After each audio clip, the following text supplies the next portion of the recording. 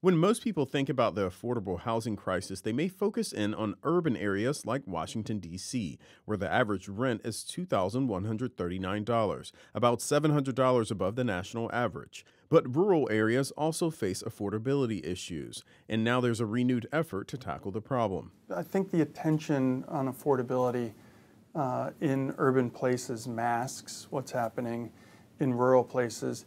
It may be a challenge for someone with a $100,000 income to afford an apartment here, but that's a fundamentally different situation in life than someone who's making $25,000 in Selma, Alabama.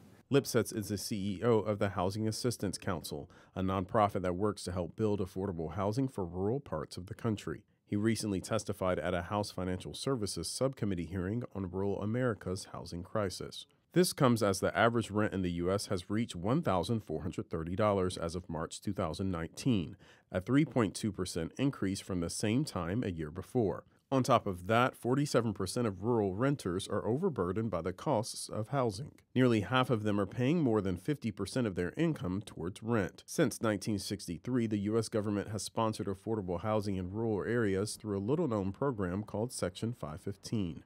515 is a rental housing program that's run at the Department of Agriculture. It has, over the years, built 533,000 apartments across rural America for folks at or below a certain income level to be able to afford an apartment.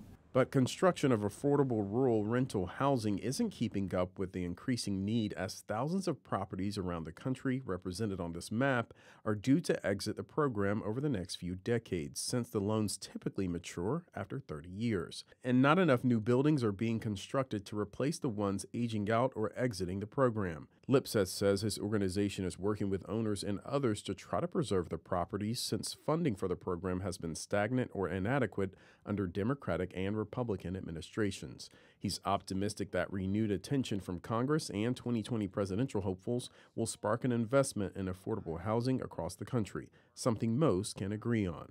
Everyone in the room agreed that what's happening in rural housing markets is not functioning and that we need to come together and try to address those problems.